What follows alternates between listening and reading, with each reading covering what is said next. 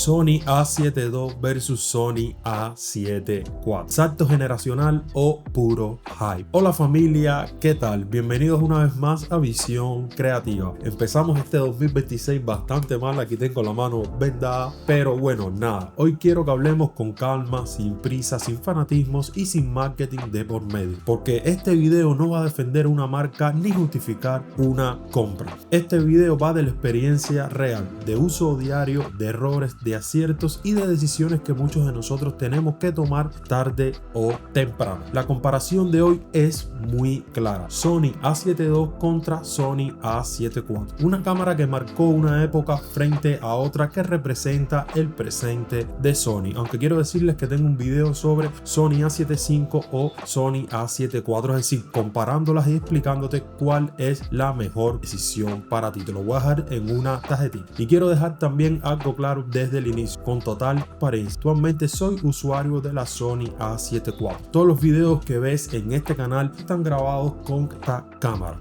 No te hablo desde una tienda ni desde una ficha técnica, te hablo desde el uso real, desde grabar, editar, corregir color, exportar y repetir. Pero eso no significa que la A7 II sea mala. De hecho, todo lo contrario. Para entender esta comparación, primero hay que entender de dónde viene cada cámara. Así que si ya estás listo, pausa y regresamos.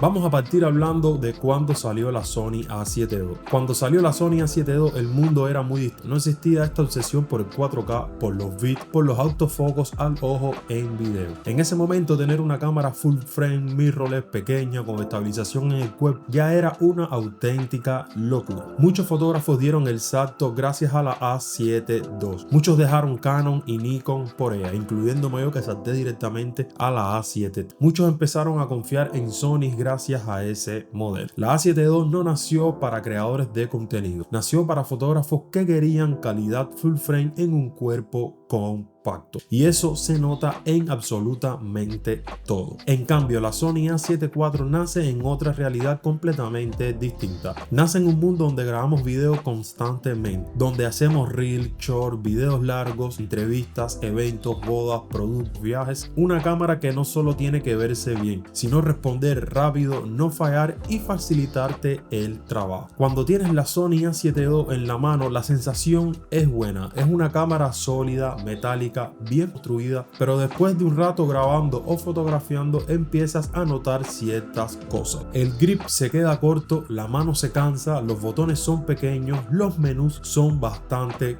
confusos. Y no es que tenga mala ergonomía, es que pertenece a otra generación. Ahora, cuando coges la Sony A7 IV, todo está donde debería estar. El agarre es más profundo, los botones se sienten firmes, puedes personalizar perfectamente todo y el menú sinceramente cambia la experiencia por completo. Que esto era un problema que yo tenía bastante con la Sony A7 III. El menú para mí era mucho más complicado que el de Sony A7 IV. Esto es algo que no se aprecia en un review rápido, pero sí cuando grabas durante horas o cuando quieres hacer modificaciones en la cámara, vas a notar que pierdes más tiempo de lo normal. Vamos a hablar ahora de la calidad de imagen, pero desde un punto de vista real y no técnico. Sobre el papel, ambas cámaras son bastante buenas. La Sony A7 II tiene 24 megapíxeles. Sony A7 IV sube a los 33 megapíxeles, con lo cual estoy súper contento, dado que te da la posibilidad de recortar poco. Pero la diferencia no está solo en los megapíxeles, la diferencia está en cómo responden cuando la escena no es perfecto. Por ejemplo, imagina que estás grabando al amanecer, tienes un cielo bastante brillante y el rostro en sombra. Con la A7 II tienes que elegir o quemas el cielo o empastas la cara. La A7 IV tiene más margen, puede levantar sombras sin que la imagen se rompa, puedes recuperar altas luces con más tranquilidad, y esto es algo que créeme que en edición o en postproducción se agradece muchísimo. En cuanto a color, aquí hay algo muy importante. La A7 II tiene un color más frío, más digital, más antiguo. La A7 IV tiene colores más naturales, especialmente en pieles. Yo esto lo noto mucho cada vez que edito un video. Menos tiempo corrigiendo, menos tiempo con peleas con tonos raros y más consistencia entre los clips. Ahora vamos al punto donde para mí realmente se rompe la comparación. La Sony A7 II enfoca, sí, pero no confíes ciegamente en ella. Si estás grabando un plano fijo, tranquilo, funciona muy bien. Si te mueves, si cambias de plano, si haces video dinámico, empiezan